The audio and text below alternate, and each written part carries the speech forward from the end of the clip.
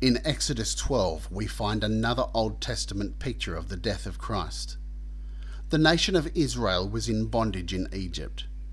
God sent many plagues on the nation of Egypt to convince Pharaoh to let the Israelites go free. God told Moses as the final plague he was going to kill all the firstborn among the Egyptians, and then Pharaoh would let them go. These are the instructions that Moses gave to the children of Israel.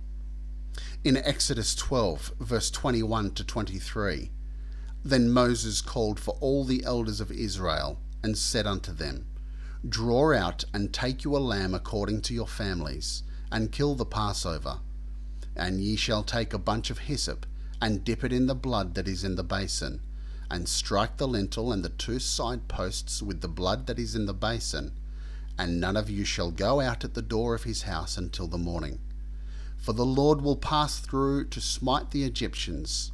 And when he seeth the blood upon the lintel and on the two side posts, the Lord will pass over the door, and will not suffer the destroyer to come in unto your houses to smite you." Each family was to take a lamb, kill the lamb and catch the blood in a basin. Then they were to take a bunch of hyssop, dip it in the blood and sprinkle the blood on the lintel, the top piece of the door, and the two doorposts. They were then to go in the house and stay in the house until morning. That night the death angel went through the land at midnight. He entered into every house in the land of Egypt that did not have the blood on the lintel and doorposts, and the firstborn male child of those families, and the firstborn of all their animals was killed. The death angel passed over the houses that had the blood applied.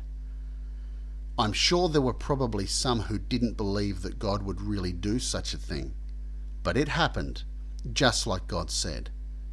The people who believed God did what he told them to do. The lamb had to die, so the blood could be put on the doorposts and the lintel, so the death angel would pass over the house and the firstborn could live. The lamb died in the place of the firstborn. That is exactly what Jesus Christ did when he died on the cross of Calvary. He died on the cross so that his blood could be applied to your life and to mine, so that when we stand before God in judgment, God could be justified in passing over us rather than judging us for our sin.